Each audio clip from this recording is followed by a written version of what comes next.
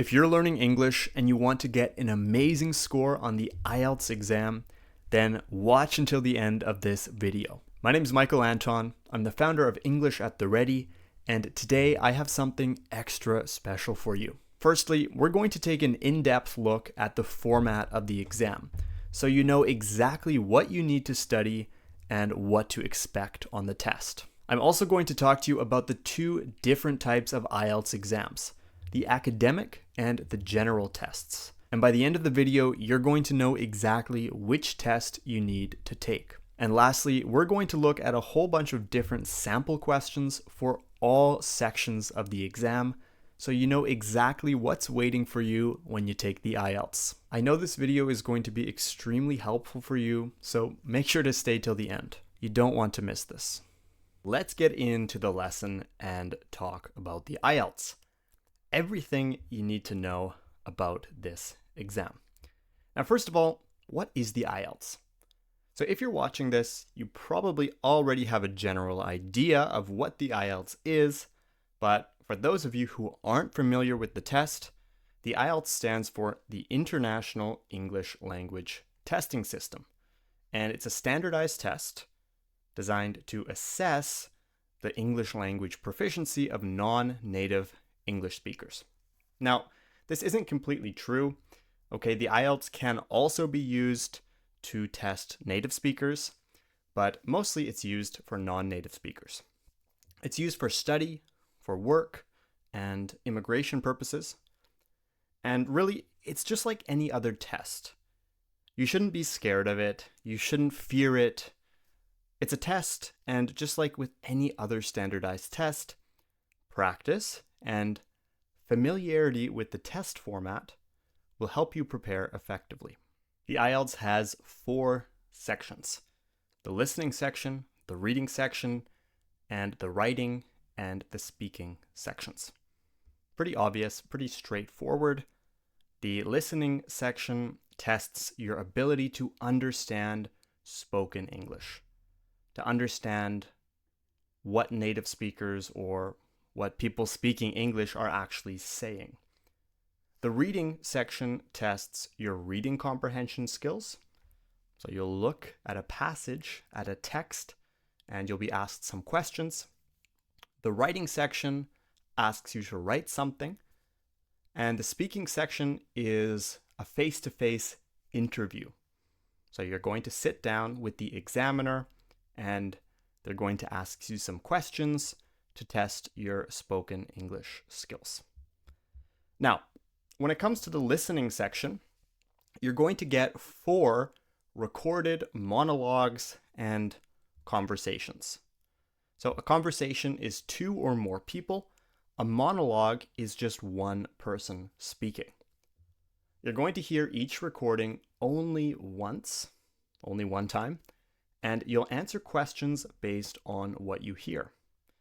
There are several types of example questions. We have multiple choice questions. They're going to ask you what the main purpose of the conversation is. You have matching questions, where you have to match the speaker with the appropriate opinion. So if there's more than one speaker, you have to match the opinion of one speaker with A, B, or C in the question. And lastly, sentence completion.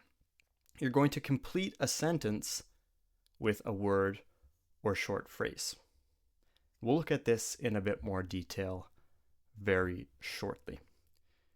Let's talk about the reading section. So the reading section includes 3 passages with increasing difficulty levels. A passage is maybe a paragraph, several paragraphs. It's a text. And again, you'll have several types of questions. You'll have multiple choice questions where you have different answers. You have to select the best answer. You'll have true, false, or not given questions, where you're going to have to say if the statement is true, if it's false, or if it's not given. If it's not given, that means that there's not enough information in the text for you to determine. So you don't know if it's true or false. It's not given in the text. And lastly, matching headings. So a heading is the title, okay? And you'll have to match each heading with a paragraph. Pretty straightforward. Again, we'll look at some examples of reading questions very shortly. Let's talk about writing. Now, there are two writing tasks, and task 1 is different depending on which IELTS test you take. I'm going to talk about this at the end, but there are two different types of IELTS tests. We have the academic test and we have the general test. And you're going to learn a bit more at the end of this video, so stay till the end. I'm going to tell you all about the difference between these two tests and which one you should actually take. But basically, in the writing section on both tests, you have two tasks. For the academic test, you're going to see a graph, a table, a chart, or a diagram, and you're going to need to describe the information in your own words. For task 1 on the general test, you'll be given a situation. It's normally a very practical situation, one that you might find in everyday life, and you'll be asked to write a letter requesting information or maybe explaining the situation. And in task 2, you're going to be asked to write an essay in response to a point of view, argument, or problem. So your opinion on something. It's a bit more personal. Now, how long should your essay be? For task 1, you need to write at least 150 words. But the perfect length of this essay is anywhere around 170 or 190 words. Now, for task 2, you're going to have to write at least 250 words. And the perfect length might be, 270, 275, 80, or 290 words. So around that range is ideal. Now, there's technically no upper limit, but try to keep your essay just slightly above the lower limit. So above 150 for task 1 and above 250 for task 2. Now let's talk about the speaking section. This is the section of the IELTS that scares most students. They're worried about this interview. Now, first of all, I will say the interviewer is not there to trip you up or to make you fail. They're just there to have a conversation with you and to assess how well you can speak English and how well you can answer the questions. So don't worry, they're not there to trick you. They're just there to test your ability, and you can think of it like a conversation. That's going to help you when you approach this question or this section in the IELTS. If you think about it like a conversation, you're going to be less nervous. Imagine you're having a conversation with your friend or with your family. Now, there are 3 parts to the speaking section. In part 1, it's all about familiar topics. So family, hobbies, and studies. It's more like an interview. But for part 2, which is known as the long-term question, you'll actually be given a card with a topic, and there's going to be a specific question on that card. You'll have 1 minute to prepare, and then you'll speak for about 1 to 2 minutes. So you actually have some preparation. And lastly, in part 3, you have a discussion. And this discussion is related to the topic in part 2, but it goes into more detail. It's more abstract. The questions are a bit more complicated, but it is still related to the topic in question, or rather in part 2. Now, let's talk about the difference between the general and the academic tests. Lots of students have questions about which you should take, and I want to answer some of the most common concerns that I hear all the time. Now, the academic and the general tests are very similar, but they're somewhat different versions of the IELTS. And which one you choose depends actually on your reason for taking the IELTS. So I'm going to show you some common reasons for taking the IELTS, and I'm also going to tell you, based on those reasons, whether you should take the academic or the general test. But here's the thing. If you don't know which to take, always ask. There's nothing wrong with sending an email or giving them a call, depending where you're applying to or why you need the IELTS in the first place, and asking, hey, look, do you prefer the academic test or the general test? So when in doubt, ask. Now, there are some common situations where you might take the academic test or you might take the general test. If you're applying to university or another academic institution, you're probably going to have to take the academic test. And this is commonly required when you apply for an undergraduate, which is a bachelor's degree, or a postgraduate program, which is a master's or a PhD. And immigration authorities, or maybe employers, might require the IELTS general test.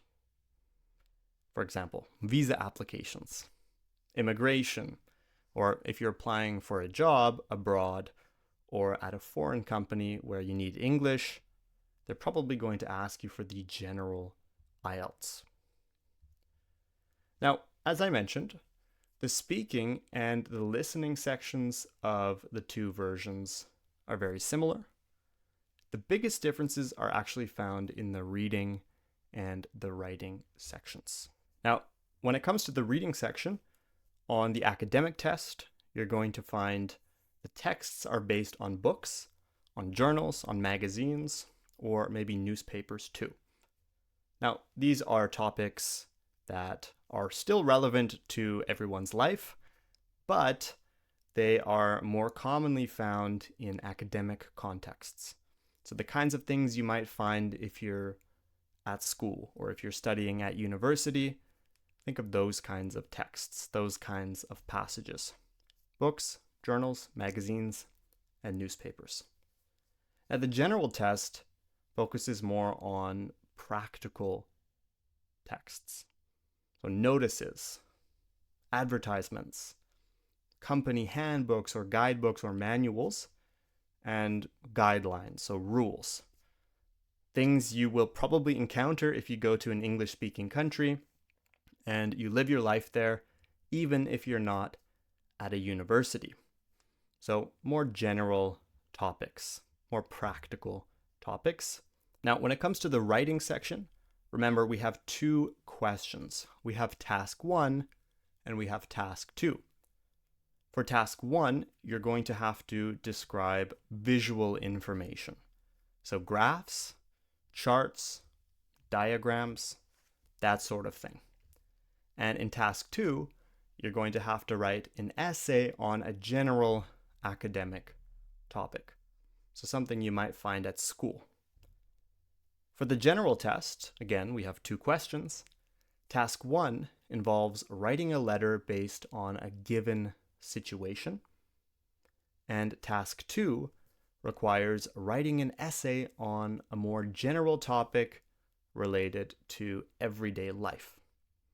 Again, they're very practical in nature. The situation might be something you would encounter if you were living in an English-speaking country. And the general topic, again, would be relevant to most people's lives. So there are some differences in the reading and writing sections. Before we continue the lesson, just a quick reminder to leave a like and comment below if you're finding this lesson useful. And of course, if you want lessons on all things English, make sure to subscribe to English at the Ready here on YouTube so you don't miss anything. And if you want to know how you can improve your English this year, just check out the link below in the video description. We've looked at the overview of the test. We've talked about the differences between the general and the academic tests. Now I want to actually look at some sample questions with you. Let's start with the listening section. Now, I'm not going to play the audio track for you today. We don't have time for that. I just want to give you an idea of the kinds of questions you might expect. Now, remember, for the listening section, we have different types of questions. The first type is the multiple choice question. You will hear a conversation between two people and answer a question based on what you hear. For example, what is the woman's main reason for calling? A, to make a reservation. B, to inquire about the hotel's facilities. C, to ask for directions. So just by reading this question, you can probably tell the audio is a woman calling a hotel. And you basically have to interpret it, listen to it, and choose the best answer. Now, with multiple choice questions, you have to be careful because there will be two questions that look very similar, but only one is correct. It might trick you, but look for the best one. Be very detailed. Think about why this might be better, why the other could be wrong.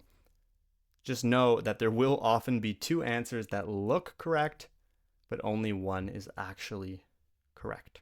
Now we're going to look at an example of a matching question. Matching questions are questions where you'll hear a series of statements or descriptions, and you'll have to match them to the appropriate speaker or category. For example, look at this question. Match the leisure activities mentioned to the appropriate days. Swimming, hiking, sightseeing. Those are the three activities.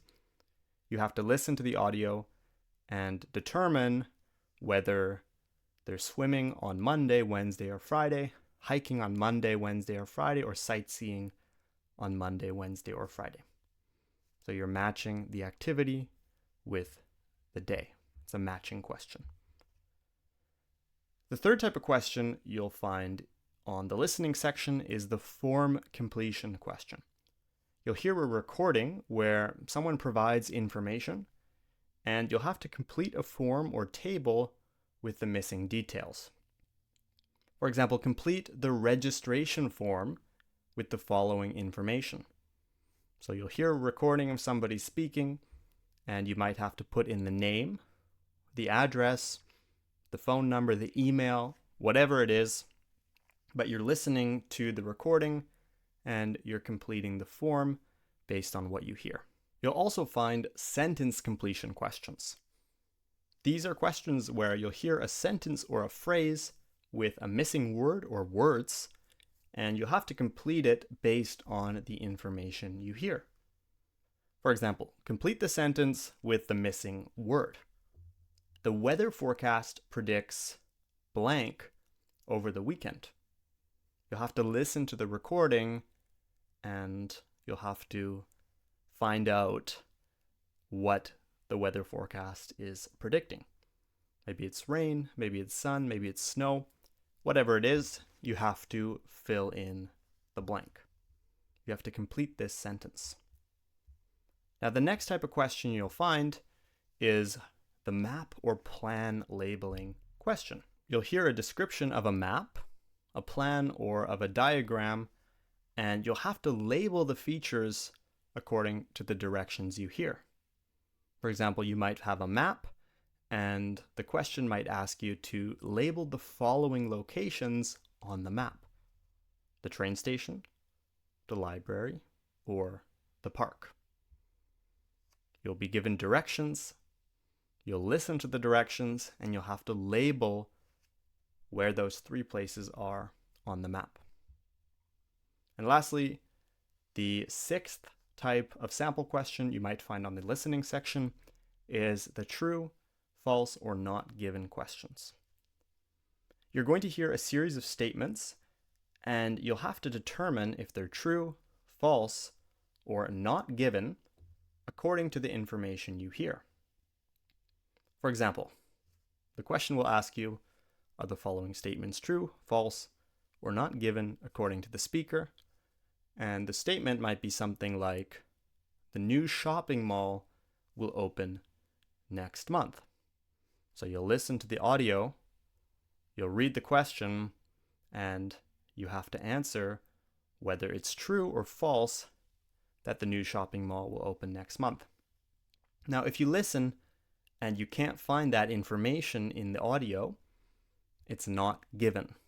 So it's not given in the audio. There's not enough information to know whether it's true or false, so you would mark not given. Now, when it comes to the writing section, again, we have two tasks. For task 1, the academic and the general training tests are slightly different. An example of an academic essay might be to describe the changes in the proportion of households with access to the internet from 2000 to 2020. Now, you're not expected to know this statistical information off by heart. You will have that information there, probably in the form of a graph or a diagram or some sort of chart, and you'll have to write an essay based on that information. For the general test, you might need to write a letter to the manager of a local sports center requesting information about membership options. And lastly, task 2 is more personal. So it's asking your opinion. There's no right or wrong answer. You might be asked something like, some people believe that social media has a negative impact on society. Do you agree or disagree? Again, no right answer, no wrong answer. You can agree, you can disagree, but you have to say why. That's the important part. You always have to explain the reasons why you believe that. Now, when it comes to speaking practice, very straightforward. An example of a part 1 question might be to describe your hometown. So something that is relevant to you, that you know well, that's very familiar. A part 2 question might be, describe a memorable journey you have taken. A journey is a long trip. A memorable journey is something you can remember, a trip that you can remember for good reasons or for bad reasons. Now, part 3 is the discussion. And remember, it's more detailed. It's related to part 2. So a good follow-up for that might be discuss the importance of traveling in today's society. So you'll talk to the interviewer about travel. For part 1, you might be asked something like, what do you like to do in your free time? For part 2, discuss a historic place you have visited and its importance. So you're talking about your experiences. And in part 3, you're being a bit more philosophical. What role do you think education plays in shaping a person's identity? Now, when it comes to reading, I'm going to show you a text you might find. I'm going to read it for you. Again, the questions are similar to the ones you'd find in the listening section. So, multiple choice, true, false, form completion, all that kind of stuff, but you're going to have to read. Now, let me read this text to you. The importance of sleep. In today's fast-paced world, sleep is often overlooked or sacrificed in favor of productivity and entertainment. However, sleep plays a crucial role in maintaining overall health and well-being. Adequate sleep is essential for physical, mental, and emotional functioning. During sleep, the body undergoes vital processes that aid in growth, repair, and rejuvenation. Muscles are repaired, tissues are regenerated, and the immune system is strengthened. Lack of sleep can impair these processes, leading to increased susceptibility to illness and slower recovery times. Moreover, sleep is closely linked to cognitive functions such as memory, concentration, and problem solving. Adequate sleep improves learning ability and enhances memory consolidation, allowing individuals to retain information more effectively. In contrast, sleep deprivation can result in impaired cognitive performance, reduced attention span, and difficulty in making decisions. Furthermore, sleep plays a significant role in regulating mood and emotional well-being. Chronic sleep deprivation has been associated with increased irritability, mood swings, and heightened stress levels. Adequate sleep, on the other hand, promotes emotional stability and resilience, enabling individuals to cope better with life's challenges. In conclusion, sleep is not merely a luxury, but a fundamental necessity for good health and functioning. Prioritizing adequate sleep is essential for maintaining physical health, cognitive function, and emotional well-being in today's demanding world. I don't expect you to understand every word in that passage. That was an advanced text, and the point is not to understand everything. The point is to have a good understanding of the general ideas expressed in that text. Not every single individual word. For example, in question 2, how does sleep deprivation affect cognitive functions? You don't actually need to know what sleep deprivation or cognitive functions are to answer this question. I'll tell you, but you don't need to know. So sleep deprivation is when you don't have enough sleep. You're deprived of sleep. Cognitive functions refers to your brain and your ability to think. But again, you don't need to know the definition of these two terms. If you go back into the text, you can easily find these two words, sleep deprivation, and you can infer based on the sentence what's actually happening. So chronic sleep deprivation has been associated with increased irritability, mood swings, and heightened stress levels. Or if you go up, sleep deprivation can result in impaired cognitive performance, reduced attention span, and difficulty in making decisions. So that's an even better answer because you have both terms in one sentence.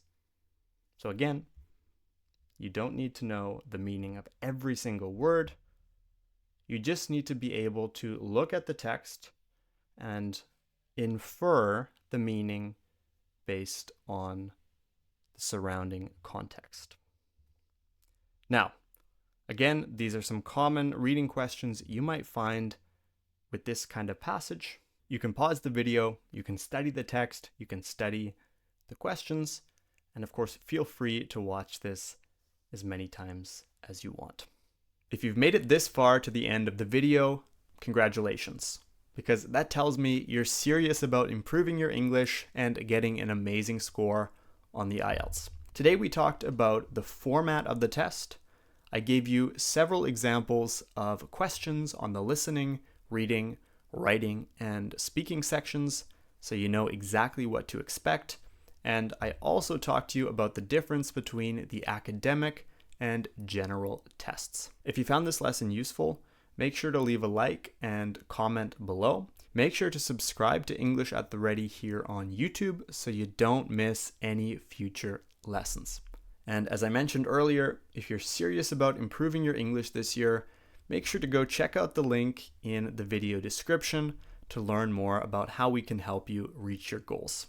That's it for now, and I'll see you in the next lesson.